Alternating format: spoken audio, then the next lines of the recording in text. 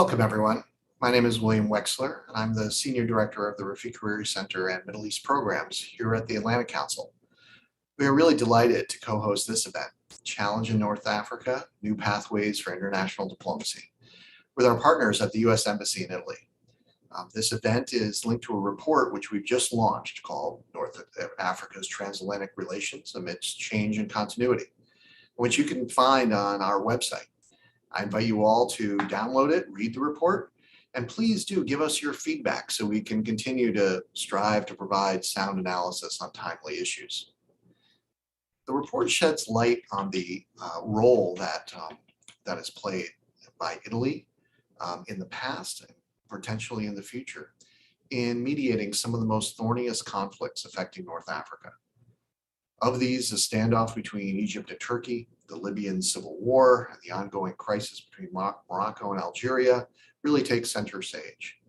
The authors who join us here today to discuss their findings will give their perspectives on the following question: can Italy become a leading mediating actor in these conflicts? You know, there's of course only about 2 weeks to go, a little less, before Italy's general election. So I couldn't think of a better time for this event to take place. The looming gas and energy crisis of the winter, the issues concerning migration flows to Italy and the rest of Europe, the uptick in violence in Libya that we've seen recently with over 30 people killed. Just a few of the many topics which will be discussed today, topics I'm sure that will be of interest to many Italians heading to the polls in just a few days. But before we begin, I want to thank our partners and friends at the U.S. Embassy in Italy for allowing us to host this event. Our year-long collaboration has cemented more than just a partnership between us. I'm certain that many more opportunities for collaboration lie ahead. I'd also like to really thank personally the former Chargé, Thomas Smitham, for his support for our work and his dedication to our shared cause. I understand that you'll no longer serve as the Chargé at the U.S. Embassy, so I'd like to wish you well in your future endeavors. Please know you'll always have friends here at the Atlantic Council. And on this note, I'd really like to extend my warmest welcome to Sean Crowley, who is the new Chargé at the U.S. Embassy. Sean, I look forward to working with you in the weeks, months, and years ahead. And lastly, I'd like to thank our distinguished panel of experts for joining us here today. Each of you brings a wealth of knowledge on the subject. And a special thank you to Patricia Karam, the Regional Director for the Middle East, North Africa at the International Republican Institute. Patricia is here with us today as the moderator for our discussion. Patricia, over to you to begin. Thank you, William, and thank you, Atlantic Council, for gathering us today. So again, my name is Patricia Karam. I'm the Regional Director for MENA at IRI. I will start by introducing the panel very briefly. Karim Mizran is the Director of the North Africa Initiative and Resident Fellow with the Rafik Hariri Center and Middle East Programs at the Atlantic Council. Dr. Mizran really brings an enormous amount of understanding to the transition in Libya and elsewhere in the region, and has published extensively on a range of issues in the region. Roberto Menotti is Editor-in-Chief of Aspegna Online, Deputy Editor of Aspegna, and Senior Advisor for International Activities at the Aspen Institute, Italia. Alissa Pavia is the Associate Director for the North Africa Program within the Rafik Hariri Center and Middle East Programs at the Atlantic Council, where she's responsible for providing research and analysis on a number of countries, including Libya, Tunisia, and Israel, as well as exploring strategic partnership to further the work of the North Africa Program. Imad Badi is a non-resident fellow, senior fellow with the Middle East Programs at the Atlantic Council, and he focuses primarily on the US and European policies towards Libya and the wider geopolitical implications of the conflict. Alicia Melkangi is Associate Professor of Contemporary History of North Africa and the Middle East at the Department of Social Sciences and Economics, Sapienza University of Rome, and non-resident Senior Fellow at the Rafik Hariri Center at the Atlantic Council. She has been member of several working groups in Track 2 programs on the contemporary Libyan political, economic, and security dynamics and the issue of religious freedom and human rights in the Middle East. These, as William Weschler mentioned, these great experts got together and produced a report whose purpose is to analyze the changing regional dynamics and identify a role for Italy and its diplomacy to play in resolving some of the conflicts and crises in the area. Now, we will be talking very much today about the role that Italy has to play in the Med region, and if so, how? So I will kick it off a little bit macro, and then we can delve into some of the specific issues. If I can turn to you, Roberto, and ask you, in the report, of course, in the chapter that you've written, you talk about new opportunities for cooperation between the US and Italy, taking into account a number of things that are happening, a change of US style in approaching its allies, but also a rebalancing of Italy's foreign policy towards a more pro-EU stance and transatlantic approach. Can you elaborate on this and what you refer to as being a golden moment in the Italy-US link as an opportunity to be seized? Thanks a lot, Patricia, and thanks to the organizers for the opportunity, to the Atlantic Council, and on a personal note to Karim Mezran, who's a longtime friend and also happens to be a top-level analyst. On the question, I think you're perfectly right that we should start with a sense of the context, because I believe that really the transatlantic context has changed radically, dramatically with the election of Joe Biden. And then, let's say almost coincidentally, in the case of, adopting an Italian perspective and to some extent a European-wide perspective, it has also changed with the Draghi government in Italy. The combination has been extremely powerful, I think, in terms of the prospects for more medium and possibly even long-term cooperation in a number of areas, including the Mediterranean region, the MENA region as a whole. It's hard to overstate to what extent the Trump administration had been almost paralyzing in many ways for the transatlantic relationship. It was not just style and approach, but it was also the way in which it treated the traditional organizations that to some extent make the relationship much more functional and effective, and to which we were used for so many years and decades. And I really believe that it not only damaged, for example, the NATO context, which was quite clear to everybody, but it made it extremely difficult for the Europeans to organize among themselves, even within the EU context, because the EU itself had become extremely controversial.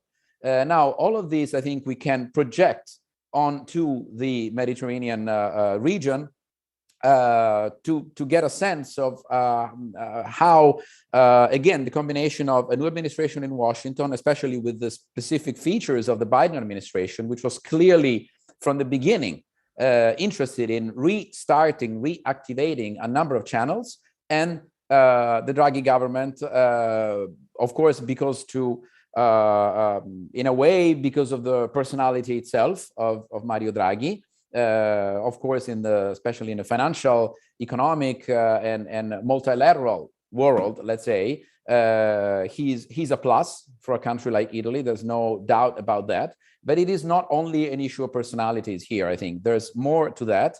For instance, and then I'll stop on this note. I think there has been so many ways in which we have become more creative when thinking of the MENA region, thanks to this new political diplomatic climate. For instance, all of the, I would say, rather boring discussions we've had so many times in the past over whether NATO or the EU should have primary responsibility for a number of diplomatic initiatives, areas of mutual concern across the Mediterranean are completely senseless. They have been actually senseless for so many years, but I think it's become clear if you take the approach that the Draghi government has been following systematically, It's quite clear from the way in which this Italian government, at least this Italian government, has been interpreting its role across Europe and across the Atlantic. The EU and NATO are different organizations. They have different pluses and different minuses. They can do things differently, but we only have one set of resources. This is clear economically, diplomatically. If you look at energy, if you look, of course, at military resources and so on and so forth. It's not that they are complementary. They have to be complementary. It's the only way to go. We know this from the past. We know this from the experience in the Balkans, for example, something that Italian diplomats, analysts, policymakers remember extremely vividly. That has affected our thinking. And let's not forget, the Balkans, especially the Western Balkans, are part of the Mediterranean region in a broad sense. The same can be said of the Black Sea, by the way, as we've relearned very recently. So on so many issues, I think there's been a moment of real opportunity, what I've called the golden moment, not so much in terms of the bilateral relationship Rome-Washington, which I think is a bit old-fashioned as a way of looking how things actually happen, but in the wider context. And the opportunity is still there. We still have 2 years of Biden administration, of course. We don't know about the future, but the understanding that we should move beyond some of the views we've held for the previous 4 years, I think is absolutely essential and very welcome on both sides of the Atlantic. And I really hope, we'll get to that perhaps later, that the next Italian government and the next Italian governments looking into the future will continue on the same path from this perspective. Thank you, Roberto.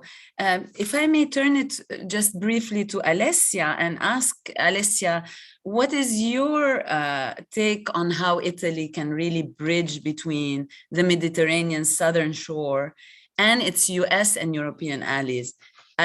And can really Italy help diffuse tensions among, and this is getting more into the meat of the issue, among historical rivals like Turkey and Egypt, and support a new rapprochement, maybe ushering a new opportunity in their bilateral relations? Thank you very much, Patricia, and good afternoon to all. First of all, let me thank Atlantic Council and the US Embassy in Rome for organizing this great event, and my friend and colleague Karim Ezan and Alissa Pavia for involving me in this valuable project. I'm delighted to be among these distinguished experts to discuss some of the current North African crisis, try to understand, as you say, the role played by Italian diplomacy together with the US and the main European vis-a-vis this region. Starting with your question, historically, Italy has played a relevant role, not only from a geographical, but also from a political and cultural point of view. So not only as a bridge between Europe, the West, and the southern shore of the Mediterranean. There are numerous historical linkages that have shaped Italy's preferential relation with the territories and people of the so-called Mediterranean region that belong to a very long history.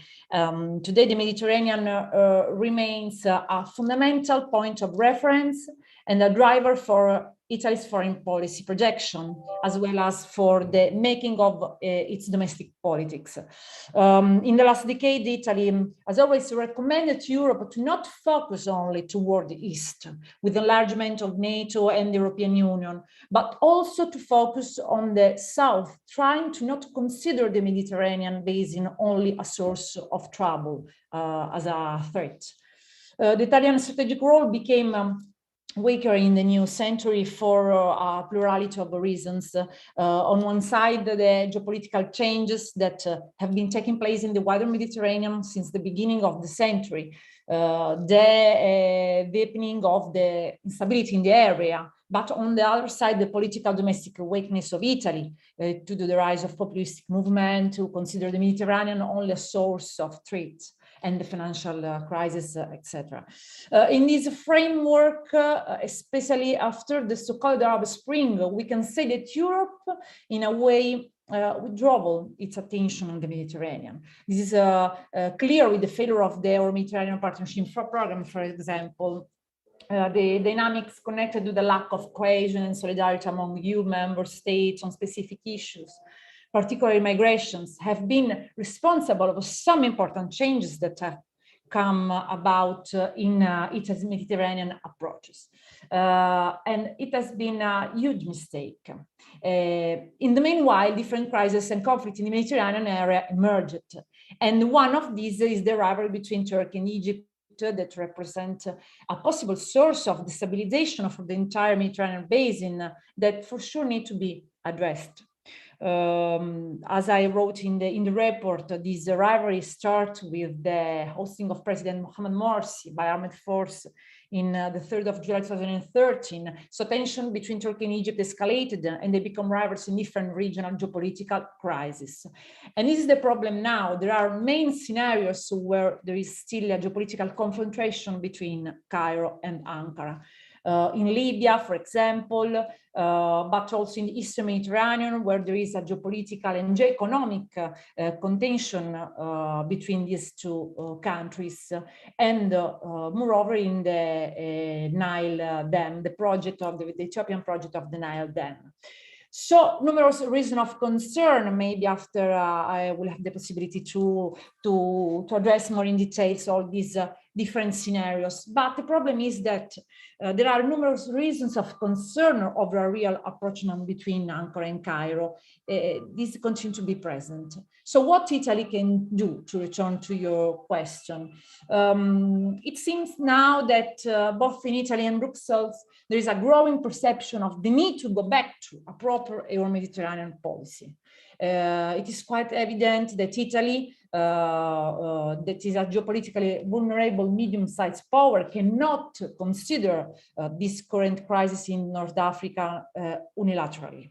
So the role of the international community and a collaborative approach among Italy, together with the US and European states, remain fundamental and relevant in encouraging regional powers to exercise cooperative rather than competitive or even conflictual influence.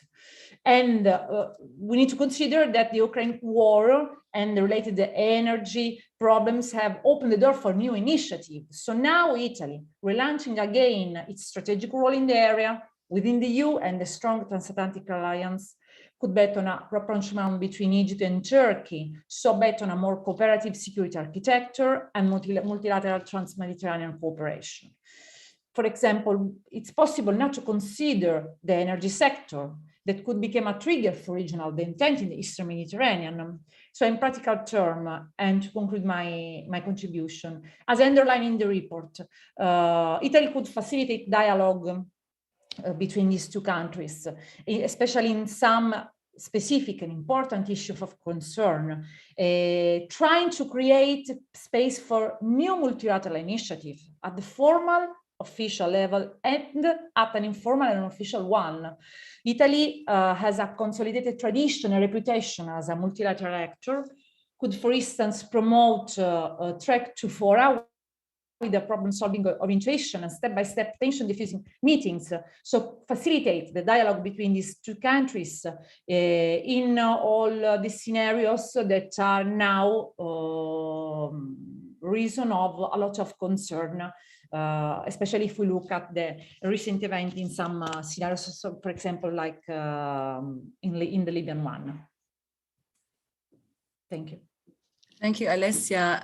I'll turn it to Imad. And Imad, I have so many questions for you, but I'll start off by asking about Libya's political transition and where that transition stands since elections were not held, and how Libyan politics have been captured by mafia and political elites. Can you maybe talk to us before we delve into the role of foreign actors, where things stand, and is sort of Libya's path towards democratization stalled indefinitely?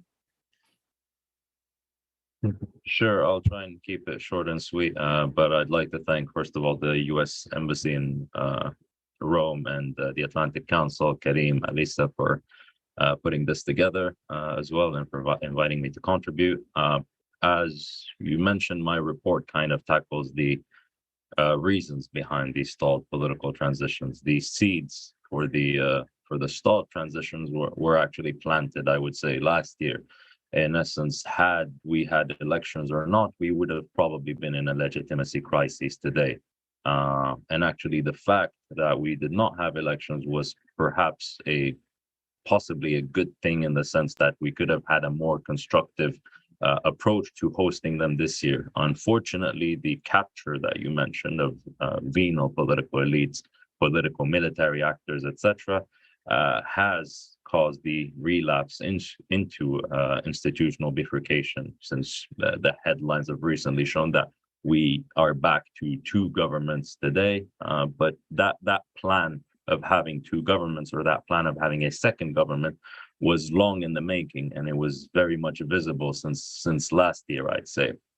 Now, in terms of where the transition currently stands today, the ceasefire agreement that was signed in October 2020 has rhetorically been upheld, but the only difference is, I would say, most of the two really military coalitions that signed that agreement have significantly fragmented, and most of the military actors today don't really tether themselves, or most of the contending military actors, they don't really tether themselves to the coalitions or the individuals represented at that signed that ceasefire agreement. So that caused several issues in and of itself, and that there was no military process, so to speak, that pushed things forward since last year. But it has really substantially affected the political dynamic, with a return in official executive bifurcation in March of this year, with a government that was under Fathi Bashagha, with the partial endorsement of the House of Representatives, and amidst, I would say, international ambivalence.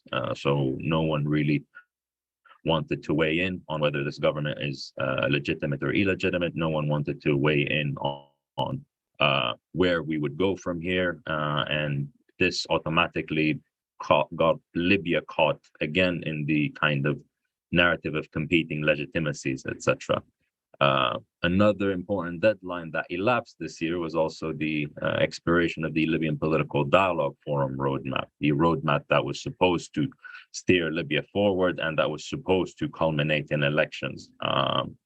And that subsequently led to a stalled political process that was dominated, I would say, by Egypt, which acted as a host of the political dialogues that were held since March or April of this year, with really nothing to show for it. And that was almost an actual deliberate strategy to kill time until the elections plan was killed, because Egypt has particular interest that it wants to safeguard in Libya that we can maybe delve into later.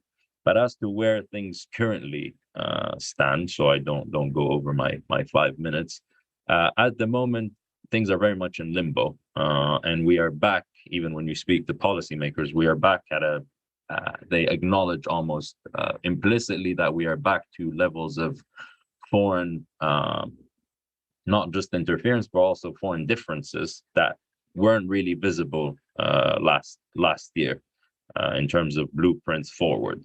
So whenever you talk to European policymakers, Italian policymakers, etc., they acknowledge very much that there are players that have very different preferences over the political blueprint of Libya forward, with very different permutations of elections that they would want, with very different individuals that they would want to back. And also since we are also in a phase where there are two executives, where they back either one of these executives or potentially even a third one that would bring this together. But unfortunately, there's not a fora for most of these foreign stakeholders to discuss things. Even the format that kind of came out, which is the P3+2+2, which comprises Turkey and Egypt, has not really been successful at cohering the differences between the diverging players. And that has come really, has been really to the benefit of some of the more self-motivated Libyan political stakeholders, and that they could take matters into their own hands. Since there is no mechanism for steering paths forward, they're creating their own deals, they're making agreements by themselves, and they're seeking unilaterally the backing of certain states, which they deem are the most influential one that can influence power dynamics on the ground.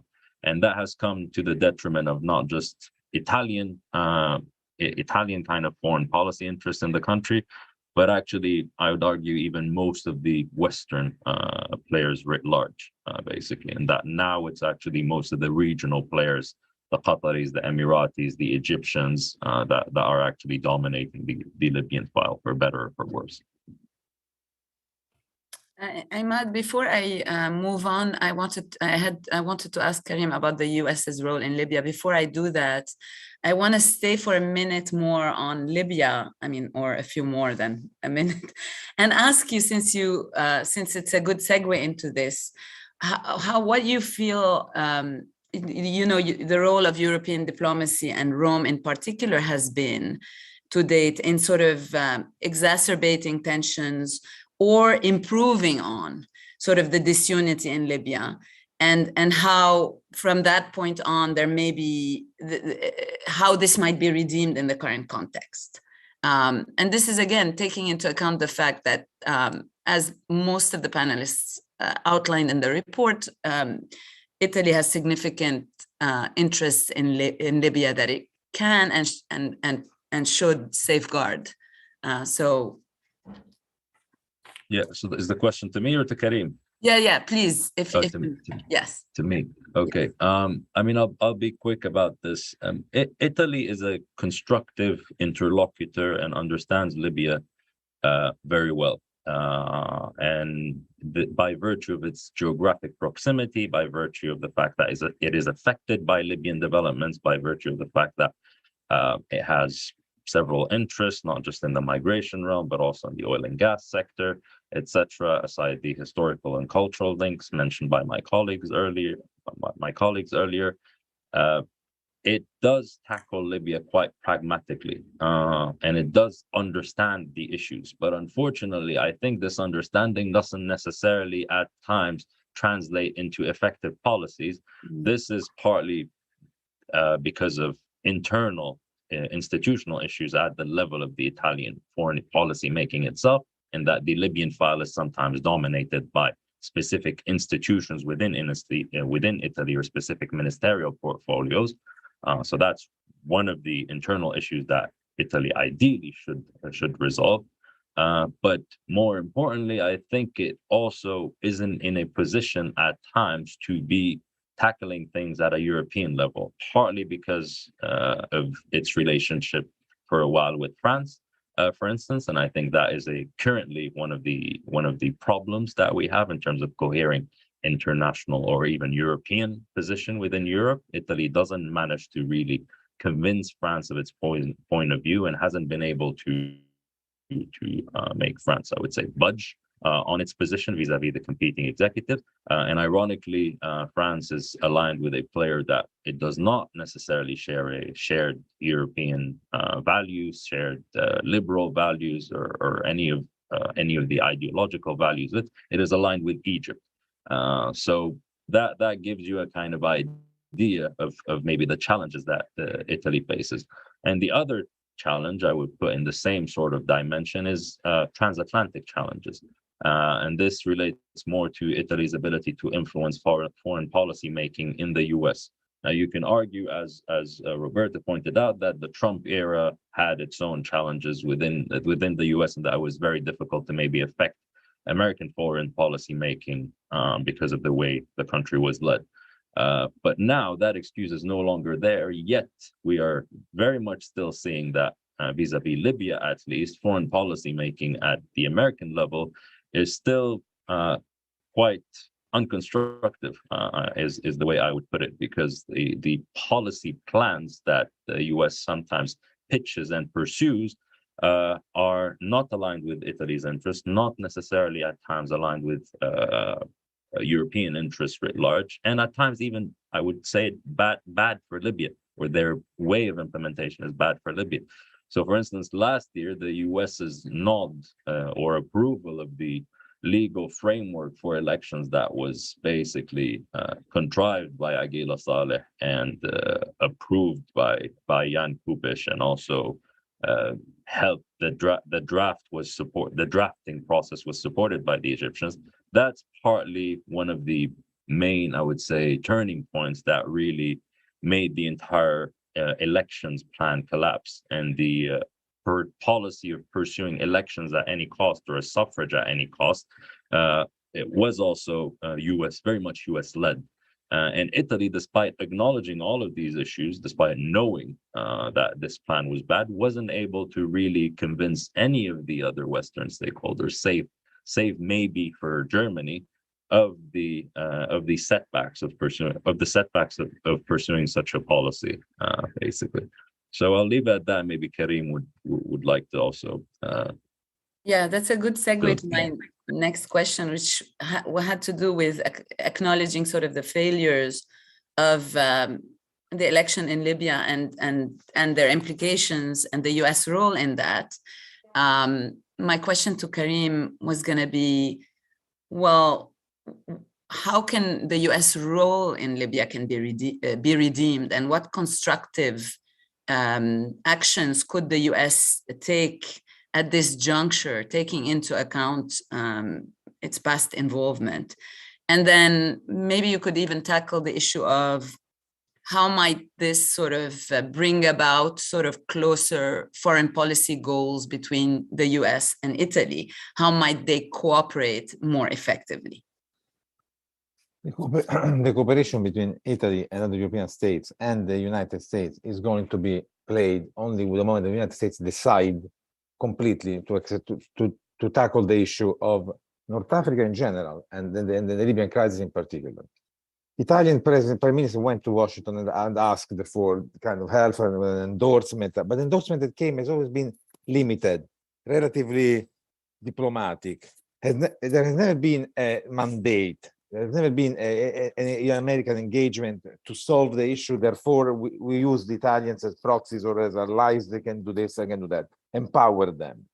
Italians have always been, as correctly Imad says, I agree with what he says entirely. He has a perfect understanding. Italians understand Libya, but Italians are shy, are timid, there is this national component that I've always fought against it, where what can we do? We are alone, we are little, we are small, we don't have the resources, we don't have the staff, so we wait for the big brother to tell us what to do or to tell us how to behave. The political division, of course, within the country play a role. But even in the moment in which they had a government like that Mario Draghi, which was a very strong government because of the personality of the prime minister, even in that moment where probably there was a possibility to pursue a stronger and more effective foreign policy, even at that moment, the Italians could not really relay a sense of security of their action to the Americans, or tell them, now let's tackle this issue, which I'm sure that Imad and the others agree, without the United States' strong involvement, but correct one, based on the understanding of the issue that the other countries have gained, without that, there will not be a uniform, coherent international action, which somebody might say, okay, if the external actors get out of the issue, then we have a possibility to resolve it internally between actors. But the gangrene that they have left happened from 2012, 2014. Let's throw in dates to today, has done damages internal to the country. Now, the actors that you have inside are not the same actors that you could deal with in 2012, which were more motivated by the fact that they get rid of the dictatorship. They want there was a momentum that has been lost and that has been left to lose. How do you recover that for the internal actors in Libya? How do you bring the people, the so-called youth and the women and the social service and the civil society, etc., to intervene above and beyond these gangs who are dominating the country now, without a foreign help, which is not do you see the circle? That's why we tackled the report and we talked to the authors, and we decided that it has to be understood that the change has to come at the macro level, but not on Libya. It has to become at the macro level on the region. Don't ostracize the Turks. Don't marginalize them. Have them join you. Keep them closer. Use their capability to use weapons to intervene militarily, which is something that you do not want to do. To direct a policy which is constructive, not just let's kick Haftar out of Tripoli and then let's loiter around or walk around, but have a direct policy.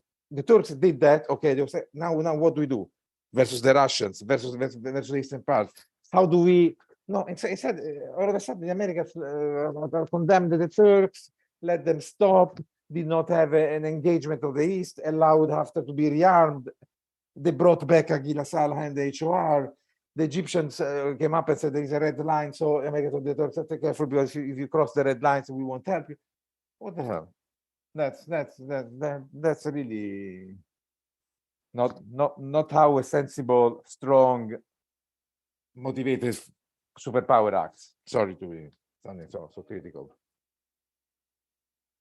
So we'll come back to this a little bit later on, but before we do that, I want to, Alicia, you've been very patient. I want to turn a little bit to the Maghreb, where, you know, the tensions between Algeria and Morocco in particular are at an all-time high. And you've put it well in the report. You've talked about this extensively, about the risk of destabilizing the whole of North Africa and how this poses challenges as well, potential challenges to the rest of the African continent. Now, I'm wondering, I mean, a slight deviation here, maybe you can talk a little bit about the drivers of this conflict and its economic, commercial, and security effect on the countries of the region. And then maybe we can, in a second round of question, talk about sort of the potential mediation that can happen and maybe Italy's role there, since that's the subject of discussion.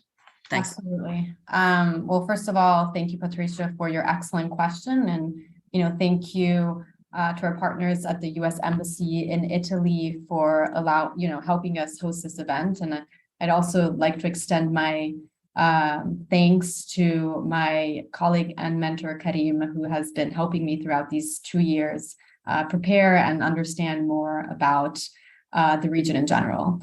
So having said that, let me go back to your question about the drivers of conflict. There are many drivers of conflict between these two countries, right? Algeria and Morocco have been at odds with each other since the beginning of time, since they've gained independence from France in the 50s and 60s. But for sake of time, I'd like to focus on the more recent causes of tension between Morocco and Algeria, which I think it stemmed from two major issues at this point, right? And we have, on the one issue, the issue of sovereignty over Western Sahara, that is of vital importance for both Algeria and Morocco, and I will explain in a few seconds why. And then the issue of the Abraham Accords and how Israel comes into play in all of this. So when it comes to the Western Sahara issue, we know that in November 2020, the Polisario Front in Western Sahara resumed open conflict with Morocco after a 30-year ceasefire. And this has led to renewed tensions between Algeria and Morocco, because Western Sahara is of vital importance to both countries. For Morocco, Western Sahara is an existential issue. Moroccans see Western Sahara as part and parcel of their territory, both at a national level and as well as the people very much feel this to be the case. And this has come about for numerous reasons.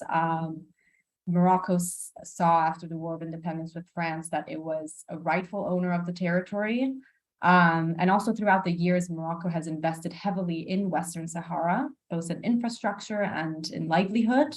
And so throughout the years, the Moroccans have come to see Western Sahara as really part of their territory. And Morocco has no intention of ceding this territory anytime soon. Algeria, on the other hand, is the biggest supporter of the Polisario Front. The front is wants to see an independent Western Sahara for the Sahrawi people, and Algeria backs the Polisario Front and has backed the front since day one in 1975. And the reason for this largely resides in the fact that Algeria sees Morocco's sovereignty in Western Sahara as aggressive, expansionary, and as a threat to the balance of power in the region. It is more so a threat to, I would say, the military than to the average Algerian, but it is still a threat. And it is one of the reasons, or maybe the main reason, why Algeria has backed the Polisario since day one. And so the resumption of hostilities between the Polisario and Morocco in November 2020 did, in fact, fuel the animosity that has come about, and that led in August of 2021 to the complete breakdown of diplomatic relations between Morocco and Algeria. When it comes to the Abraham Accords, Morocco in December 2020 signed a normalization agreement with Israel, and it was the fourth Muslim majority country to do so within the span of a few months under the Trump administration. And a few days later, President Trump announced the US's recognition over Moroccan sovereignty over Western Sahara. And although it is impossible to tell whether it was, an exact trade-off and bargain, the fact that they happened so closely with one another make many believe that one could not have happened without the other. And that being said, what happened at that point was that Algeria felt as isolated as ever before, having as they call it, they said after the Abraham Accords that the Zionist entity is at Algeria's doorstep, which signaled that Algeria is very much intimidated by this agreement that Morocco and Israel have struck. This was even more evident after the Israeli spyware company Pegasus was found to have been used to spy against Algerian officials. And Algeria has said that allegedly it was Morocco that was behind this. So they feel that the Abraham Accords was also struck in a way to sort of contain or in an enmity way against Algeria. That being said, it's also important to remember that Morocco and Israel hold strong relations. They've held strong relations from way back. Before the Second Intifada, the two countries had a normalized relation that were cut short because of the Second Intifada. Israel is home to thousands of Moroccans, and there is a strong Moroccan Jewish community in Morocco. So yes, defense is a huge issue for both countries, but there are also other items that come into play and that have become a reason for why the two countries have struck a normalization agreement. But that being said, the Abraham Accords and the resumption of hostility between the Polisario and Morocco are two of the main factors that have kind of pitted Morocco and Algeria against one another in this latest rift. And yeah, for now, that's that. I want to ask you about the potential for mediation or resolution, but before I do that, let me go back. I want to go back to Italy's role in the region, and in particular, I wanted to ask Roberto, who mentioned, again, we go back to this moment that you talked about, and you explained it as necessary, and therefore, in some ways, the only way forward, right? A moment of cooperation, etc. And Imad also talked about Italy having been a constructive interlocutor in Libya, but not always translating this intent into effective policy. So my question to you is, how should Italy, play? What does that mean? Translating in positive, constructive intent into effective policy. What does it look like? How should Italy rebalance its priorities right now?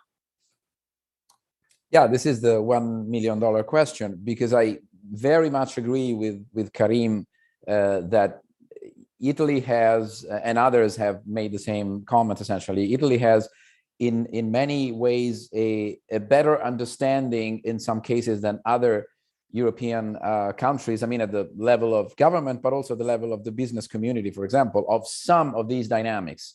This is especially true in the case of Libya, but it is true in some other areas as well.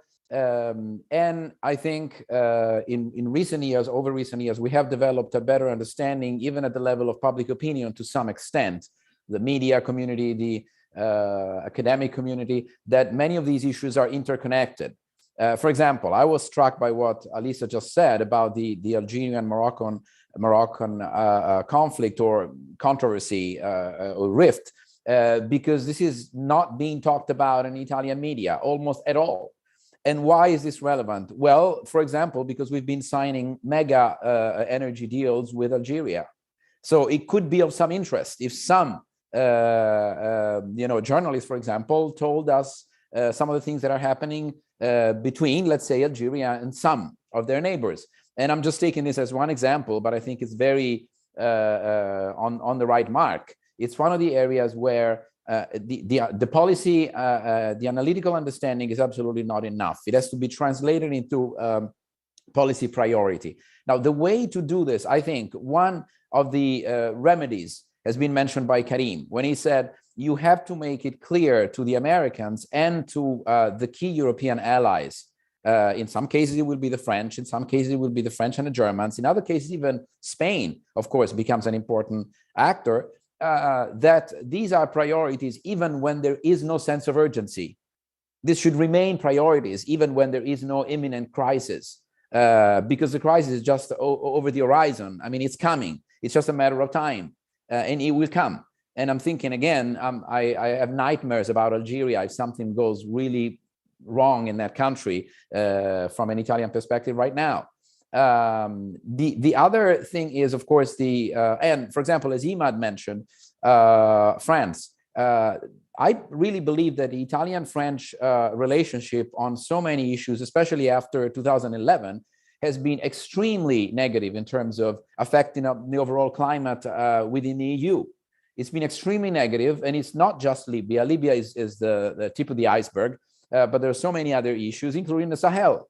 Now, things have been improving gradually, slowly, and to some extent, with a better understanding, for example, that French policy in the Sahel is simply not enough. Whether you agree with it or not, in any case, it's not enough. And so there has to be a sense of a European position on so many Sahel-related questions, because these borders, as we know very well from history and geography, between North Africa and the Sahel are often extremely artificial.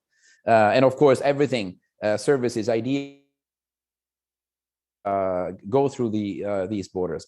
So again, to go back to your very tough question, how to do it? I think one thing is to keep these issues high on the agenda. This is really an issue for the foreign minister, because clearly, I mean, the prime minister, as we know, the government as a whole in any European country, including in the US, by the way, have so many items on the agenda each single day on their desk. But it is exactly the job of the foreign minister to keep pushing and keep saying, this is not imminent, perhaps, but it is going to happen. This is not an immediate acute crisis, but it could be in 6 months. And before you know it, it's too late. So I'm here to tell you that it's going to happen. So it's really a daily job, and it's a job for the diplomats. To some extent, it's a job for intelligence and military community as well. But of course, that's behind the scenes. So we will not really notice that as much as analysts and let's say, public opinion. And the last point I'd like to emphasize, it's been said already, is of course the engagement of the United States. It has to be the right kind of engagement. The United States has a long tradition of having these sort of highs and lows in terms of tackling specific issues. It forgets about everything else for 2 weeks, 6 months, a year in some cases. Then it totally forgets about the issue. Once, think Afghanistan. Of course, it has nothing to do with our debate today, but that kind of syndrome of moving up on the agenda and then almost disappearing. It's been almost the same, unfortunately, with the post-Arab Springs phase, almost the same. With very few exceptions, Washington has not really disappeared, but the type of daily engagement has really declined steadily, rapidly. This is something we should probably tackle. So even just keeping these issues on the desk of the right people would be a big help. Then, of course, each of these issues, to some extent, will be a separate issue. The big picture that Karim was talking about is indispensable, and then you'll have to go laser focused on the needs of each crisis. Of course, you cannot really stay at that very broad level. Can I say one thing, Patricia?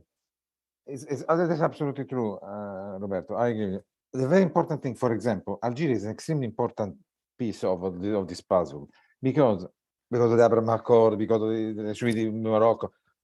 To contrast Moroccan extreme capability in public relations and in getting the European on its side and the more many Africans, we run an incredible risk, which is the marginalization of Algeria, the radicalization of Algeria. Algeria is putting itself slowly against, with shoulders against the wall, dragging allies here and there, looking at the Russians, looking at other allies. As Italians, we have a very, very big interest in not allowing that. That's why I was very happy when Draghi went to Algeria, not only to ask them for more oil and more gas, but also to show that there is people there are states in the Western group that even though they don't go against Morocco, they can help you stand for your side. I think that this is something our diplomats should really get, because as you said, this is the crisis that is going to come. And if we rely on much more of our oil and gas reserve from Algeria, that's something we cannot afford not to look 24 hours out of 24 to that country. So,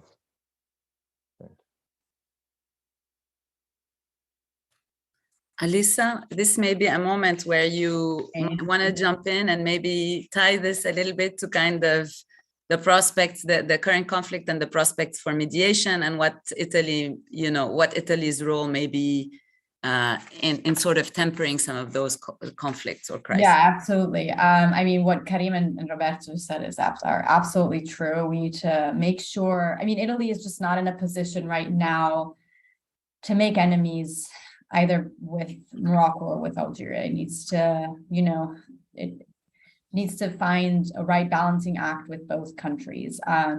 Maybe a few months ago, before the Ukraine war, the Russian war in Ukraine, I would have said differently. I would have potentially said that Italy should move towards more mediation and pushing the two sides to come closer. But today, with Italy's reliance on Algeria's gas, which will come in the next couple of years, and its goal to be less reliant on Russian gas, which until a few months ago was 40% of its gas imports came from Russia. Now we're down to 25%. Algeria is of vital importance to Italy, and so Morocco is also of vital importance to Italy. Morocco and Italy holds some, strong economic and trade ties. There's about 500,000 Moroccans that are living in Italy at the moment, making it the third largest expat community in Italy. And ideologically, Morocco and Italy are extremely close. So at this point, I'm not sure what cards Italy has. And as Karim mentioned, I do think it's important that Italy makes sure that Algeria does not feel isolated and threatened, because we will be importing a very high amount of energy supplies from them in the coming years.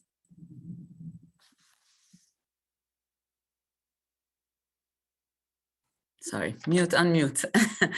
Alessia, I want to go back. I mean, we have a picture. I want to just turn it a little bit back to sort of the tensions between the regional superpowers.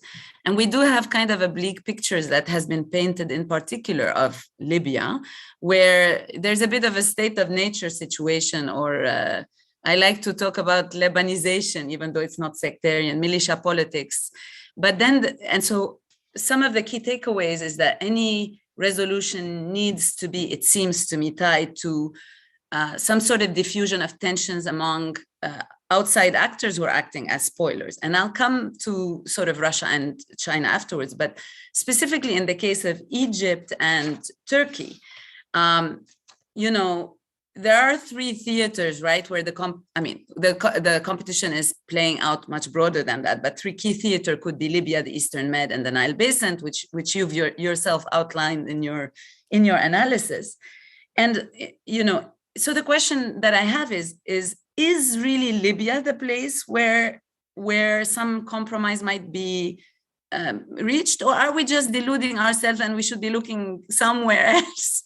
And this is a thought that strikes me as I'm listening to you today.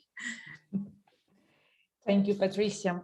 Maybe it is better to say now, in the light of the recent event, that Libya potentially was the place where it was easier for these two countries to reach a compromise. And first of all, I need to underline that the escalation of tension is underway among these two regional actors. And this is since the resumption of bilateral talks launched in May 2021 and the following official meetings. And especially since both regimes appear under pressure due to the regional, international, and domestic developments.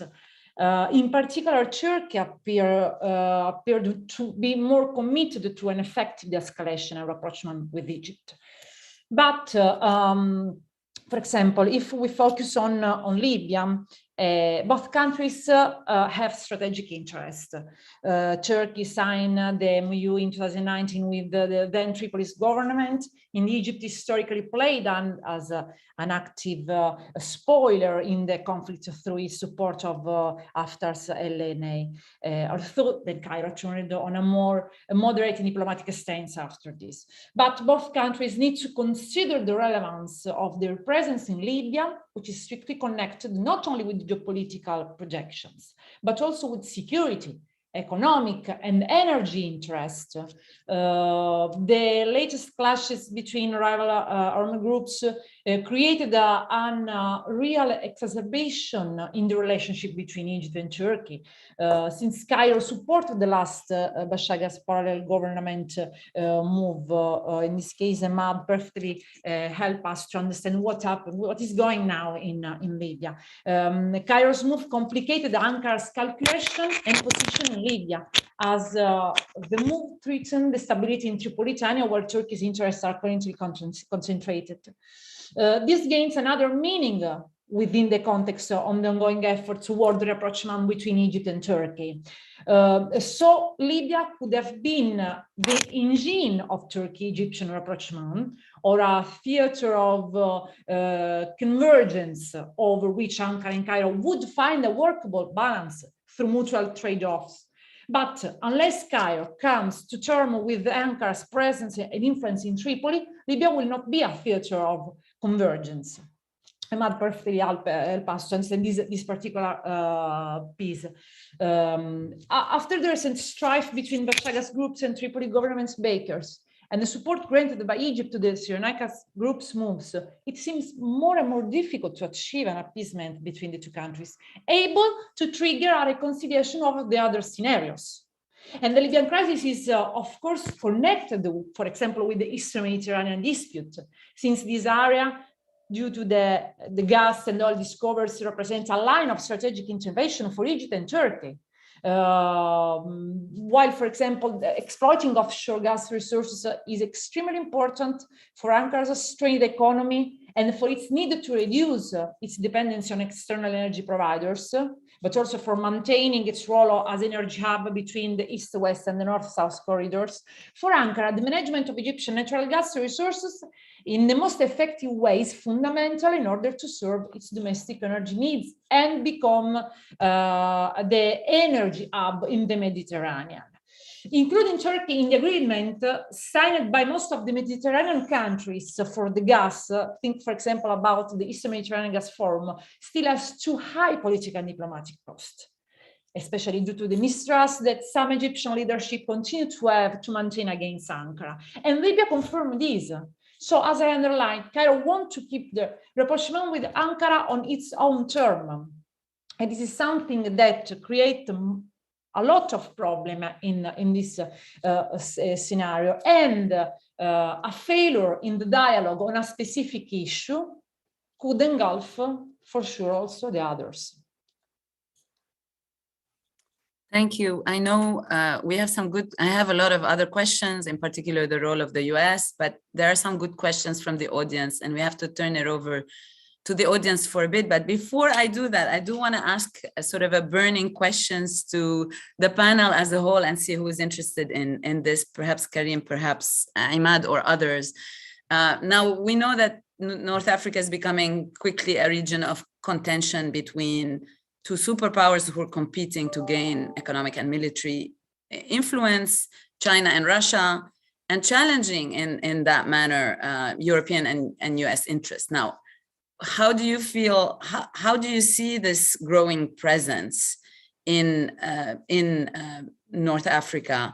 And how do you see the challenges it is posing? I mean, clearly it's manifesting itself in Libya, but it's also playing out on the Moroccan-Algerian conflict. So I'd be curious, to hear your thoughts about this. I don't know. Imad, you want to jump in? I wanted Karim to jump in, but if he doesn't want to jump in, I'll jump in on the Russia angle of things. Karim? Okay, all right. I'll speak quickly to the Russian angle of things. I would have honestly wished that the Ukraine sort of wave of solidarity that emerged, whether it be solidarity at the level of migration, intra-European, etc., or even you want to call it military solidarity, would have actually transcended a little bit the intra-European dimension of things and would have made European policymakers and US policymakers look a little bit beyond the Eastern European theaters and further south to the Southern Mediterranean region. Unfortunately, I haven't seen this crystallize into any sort of policy that is more constructive towards the Russian increase in influence in the area. Obviously, the manifestations are probably most nefarious and explicit in Libya, but I think one of the lessons that were probably missed and unfortunately very, very seldom mentioned is the fact that Russia's establishment of a footprint in Libya was in some way, shape, or form a policy that was enabled by Europe. Had it not emboldened Khalifa Haftar, had it not created this policy of ambivalence towards Khalifa Haftar, we would not have been here. Had French policymakers and military officials not backed his Libyan Arab armed forces, we also wouldn't have been here. And the signs were already way back when in 2017, 2018, 2019, were already there about the possibility of Russian involvement increasing.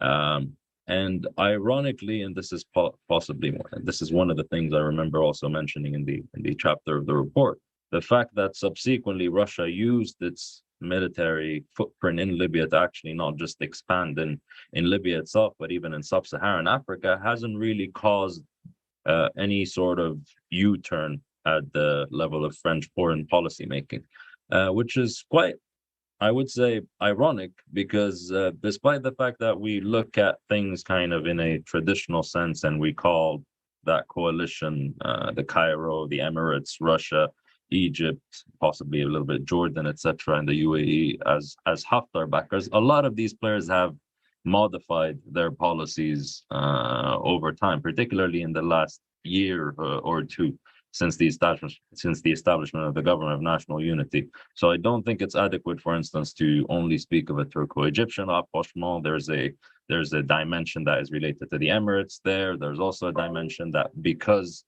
the Emirates has sort of modified its policy towards Libya a little bit, the Qataris have also modified their positioning vis-a-vis Libya, and all of these kind of this trio or four players in the regional neighborhood are aligning not exclusively based on Libyan developments, but also are aligning their policies against one another almost.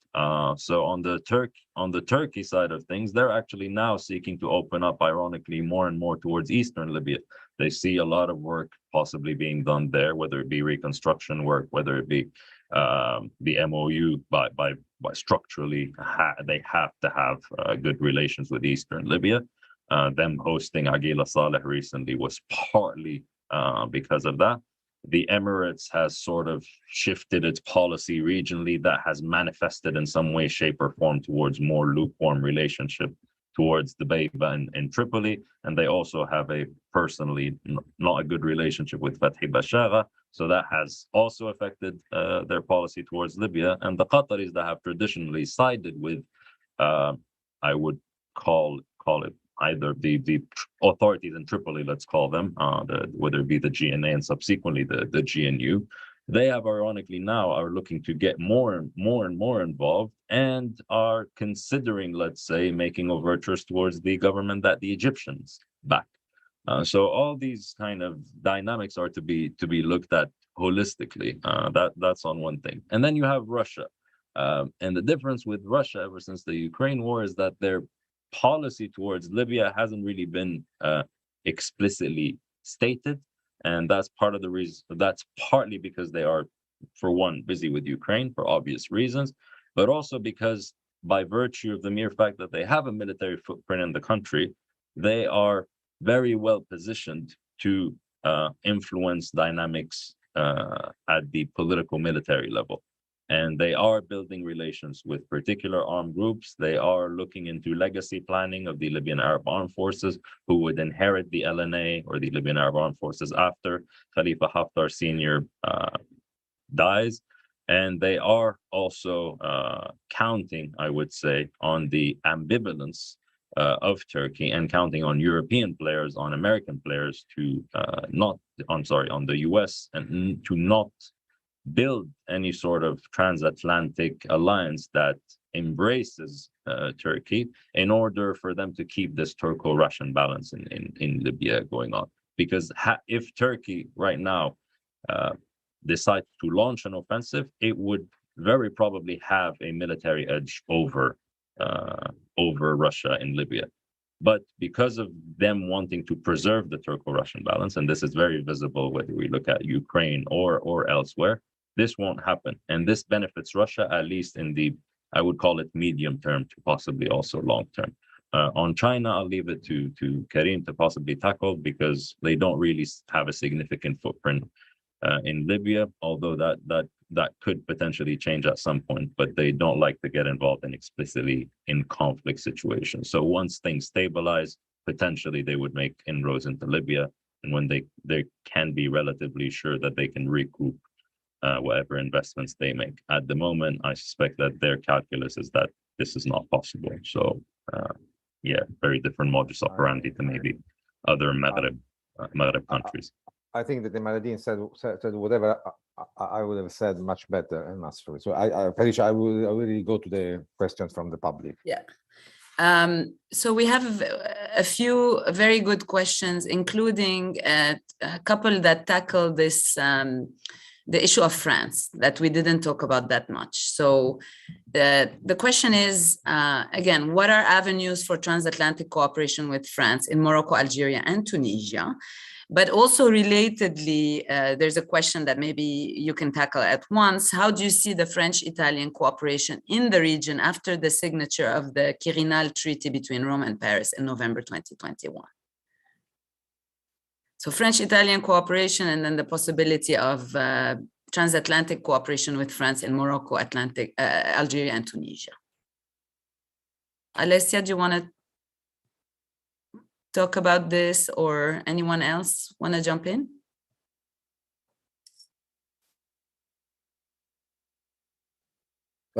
If I may, Patricia, just Perfect. one word on this. Yeah. It's something that I have been telling, especially our American friends, for a long time, that from an Italian perspective, a fundamental structural problem with the European setting has always been the Franco-German relationship. And that's exactly why I've never seen the treaty that we signed with France as a standalone piece, because what's missing is the other side of the triangle from our perspective, which is with Germany. We have to complete that structure, so to say, because that's what will make a difference from an Italian perspective, and potentially could make a difference in terms of creating consensus at the EU level on a number of foreign policy issues. I think this would be especially needed exactly in the case of the Mediterranean region, and some of these mediation efforts, because as we've said, in different ways, each one of us, I think, in different ways, but unless there is a very strong consensus at the European level first and then a transatlantic level, everything else will be limited, will be like a one-shot type of intervention, be it diplomatic, economic, or even military. And in this perspective, I would say what Imad just told us about Libya specifically is very, I think, instructive, because what matters is countries like Turkey, to some extent Egypt, but certainly Russia, are much better than us at leveraging a limited military presence. We could never do something like that at the European level, transatlantic level, NATO level, because we simply don't have the decision-making capability to do that. We have the technical capability, of course we do, but we need a much stronger consensus to work in a way that's so agile and pragmatic and tactical. So there's no match there. They will win that kind of game. So we have to change the game. And that's why I think it's crucial at the diplomatic level that Italy continues to work with Germany and France, both Germany and France, absolutely. And I really, really hope, looking forward a little bit, like a few days, that the next government will fully understand this. They need to fully understand, because there are temptations within, especially the center right, to be extremely clear and let's say, not hiding my thoughts in any way. There are temptations there to go back to a position where Italy can do things on its own, essentially in a position that becomes antagonistic vis-a-vis both Paris and Berlin at times. That's completely counterproductive. It's purely tactical, it's counterproductive, and of course it doesn't benefit any of the issues that we've mentioned. So I really hope there, and again, the diplomats will be essential there, keeping us on track. Thank you. I wonder if Alissa wants to tackle the avenues for cooperation with France in Morocco, Algeria, and Tunisia.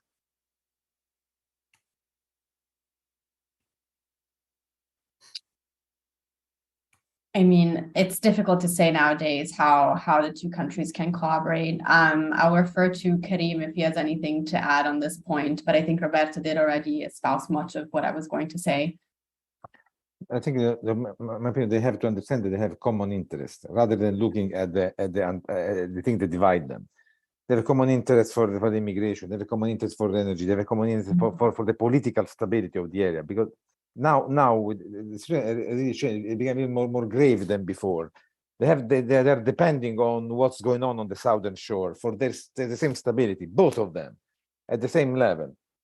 I don't know why the French don't get it, and they continue to pursue a policy of unilateral aggressiveness towards North Africa and the Sahel, calling for Italian cooperation, like in the case of the Niger, when they need it at the last moment, but not in a constructive way. Once that is solved, I think, and I agree with Roberto, that bringing the Germans into the picture, but if the Germans see that the Italians fight with the French, they stay out of it. But if the two countries agree and they come to a strong European understanding and cohesion, then the issues that have to be tackled with the transatlantic relationship. At that point, it will be a formidable group. They could say something on the ground and be believed. Because Roberto is perfectly right. Who would have believed 2,000 soldiers from an American contractor or from an Italian contractor that could determine the stability of a country like Libya, like the 2,000 of the Wagner do?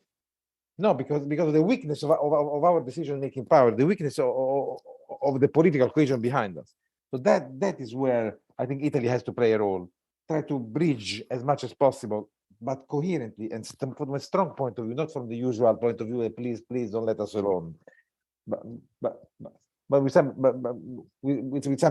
important to say, in order to get this group together with one policy or two maximum, and act. I think that is where there is ample space, but we have to convince. Absolutely, our duty as scholars, as think tankers, is to keep on bombarding our Minister of Foreign Affairs, our political establishment, our Congress. By this, they have to understand. They have to take conscious that the foreign is not foreign and doesn't count. More important what happens in Zagarolo, than what happens in Rabat, because all of a sudden you wake up and you find that Zagarol is not going to have gas and will be very upset because of what is happening between Kiev and Moscow or Rabat and Algeria, God forbid, tomorrow. There's a question to our Libya experts about the US role. And again, this goes back to sort of some of the conversations we had already about the highs and lows of US engagement.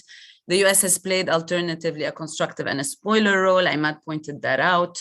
And then Roberto also mentioned what applies to Italy probably should apply to the US in terms of making sure that priorities remain, such as Libya, even when there is no sense of urgency. The question here is, what can Italy and the US do to make Berlin 3 a success? And is the US overly focused on elections, or is that a shrewd strategy not to overly empower current power holders?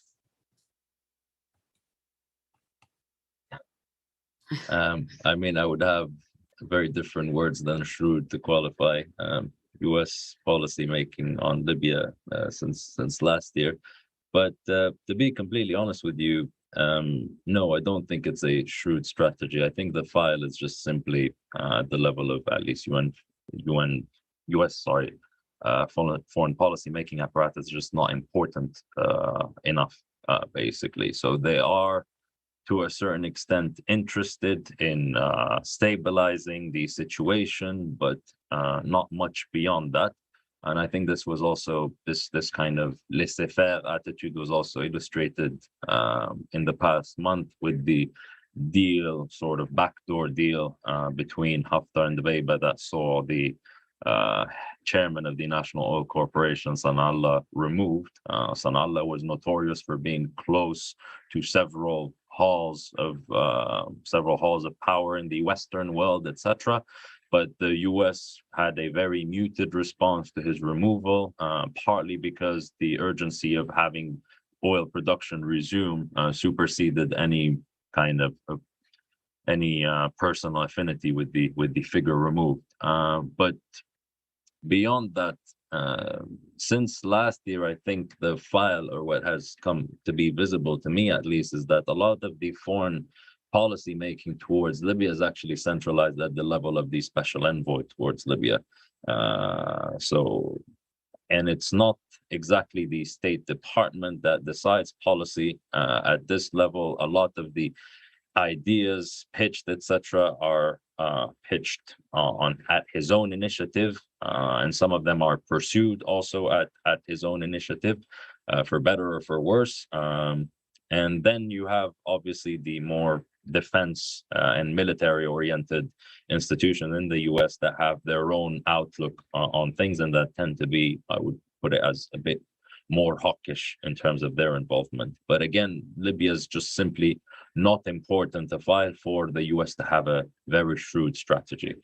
Now, that doesn't mean that it can't do anything, and it also doesn't mean that it can't be impactful. The fact that the US policy centralized at the level of the envoy does not mean that what the envoy says or what appears to be US policy doesn't affect Libyan stakeholders. When recently the US pitched the financial mechanism to freeze Libyan oil revenues and kind of sort of manage them in a more transparent way, despite the idea having several flaws, that partly influenced a lot of the Libyan stakeholders that generally wouldn't talk to one another to come to a deal to actually cancel that mechanism or completely not allow it to be operationalized. In terms of, so you clearly see that whatever is actually US policy has an impact. It might be a counterproductive in some cases impact, but it does affect things. And the optics to which it is analyzed is the lens that this is US policy, and therefore we should adapt accordingly.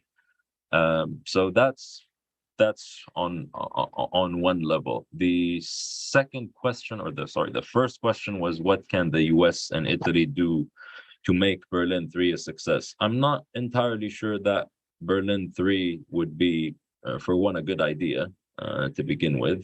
We've had at the moment several meetings on Libya. There are several formats for people to meet. There's the P3+2+2 that includes Turkey and Egypt. There are potentially other permutations that are being looked into to be potentially hosted soon. But I'm not entirely sure that another meeting is what we need. We need actually more support to kickstart the political process anew.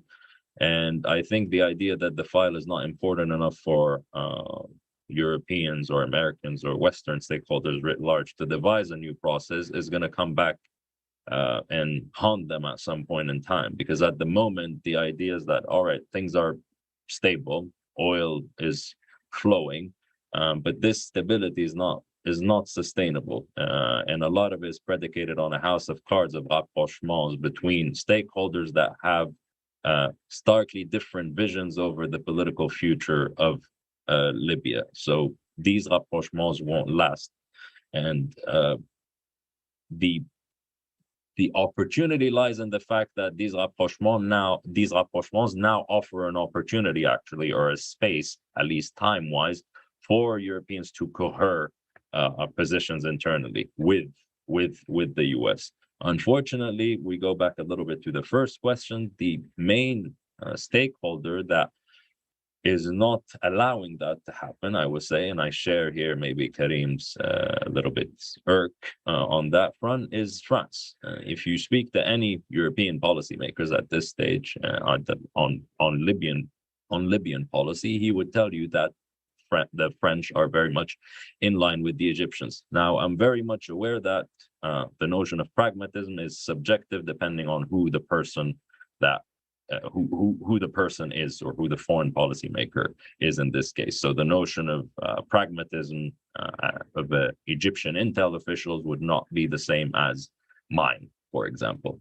But to be completely honest with you, I do not see any of the pragmatic threats that an Egyptian official would perceive from having elections move forward in Libya. I do not see how these can be mirrored in any way, shape, or form at the level of a French foreign official. And unfortunately, I think that this is an issue that needs to be brought up with the French, whether it be by Americans, by Italians, by German counterparts, in order to cohere international positions. Because once time runs out and the players that have now a rapprochement or a semblance of rapprochement in the Gulf, once their rapprochement falls out, or once Russia decides to leverage its military, granted modest, but its military footprint nonetheless in Libya, then Europe will be caught off guard and not be able to react to that, like it wasn't able to react to 2019. So to the 2019 war and the offensive, etc. So yeah, that is my take on that front. We're nearing the end. Unfortunately, we're not able to get to the rest of the questions. Hopefully, you'll have a lot of other events that will tackle the broader North African region, Tunisia in particular. I'd like to take this moment to turn it over to Karim Mezran and ask if he has any closing remarks, if he can make some closing remarks so that we can end the event. Thank you. Okay, now I have about an hour and 15 minutes to talk. No, I won't be in the middle of this. Thank you very much. I'm very grateful to, first of all, to you, Patricia, for masterfully conducted this moderation, and you are the scholar that you are. So I'm very proud of your, very happy for your addition to our program. I'm very proud myself to have colleagues of this value, Roberto, Alessia, Imad, Roberto, Alissa, everybody. You really have been great, and I'm very thankful. I'm thankful to all of those friends who were online that joined us, that share with us the difficulty of speaking about a region which is often forgotten, often misunderstood, safe when it hits us dramatically. So I'm very grateful to them as well. I'd like to thank my director, William Wexler. I'd like to thank the Atlantic Council for this, the US Embassy in Rome, Marzia Benini, and all her staff and all her superiors. I hope you have enjoyed. I hope you will follow us. We have many more events in program. we try to keep a focus on North Africa as much as possible in its relationship with the wider region of the Middle East and the Southern Europe. We are slowly moving to our understanding that this, as Patricia said at the beginning, all these borders are fictitious.